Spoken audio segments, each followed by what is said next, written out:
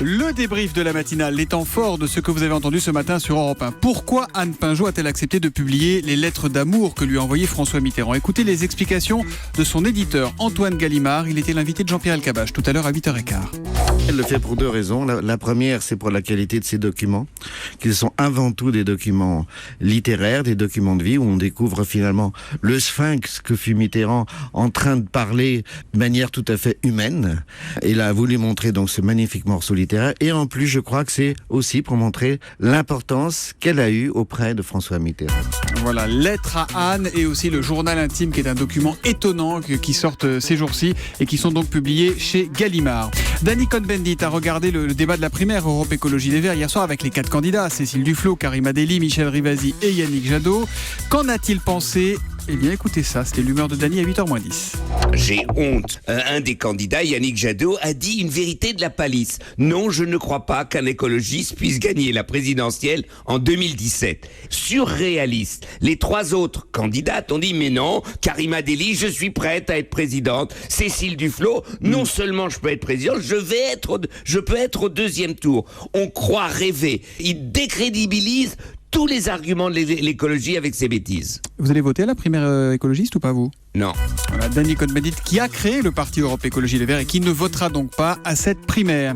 La situation est dramatique en Syrie. Qui sont les vrais responsables ? Écoutez la réponse du spécialiste Jean-Pierre Filiu, c'était à 7h45.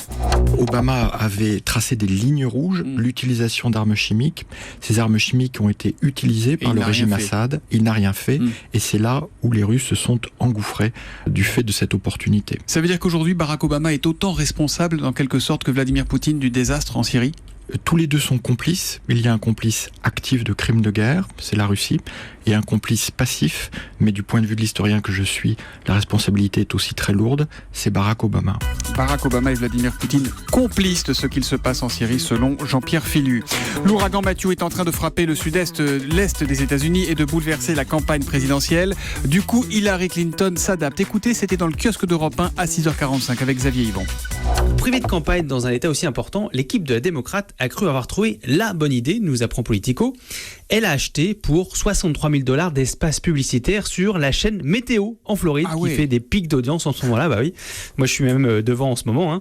Des clips de campagne, alors que des gens sont peut-être en train de mourir ou de perdre leur maison, c'est pas terrible. Le camp Clinton a rétro-pédalé, toutes les pubs sont suspendues jusqu'au passage de l'ouragan. Ouf, on a évité la tempête politique, même si un des fils Trump a eu le temps de dire qu'il trouvait ça diabolique. Voilà le passage de Matthew sur lequel on reviendra dans un instant dans le journal de 9h. Un petit mot pour vous dire qu'Europe 1 s'associe au Pasteur Don.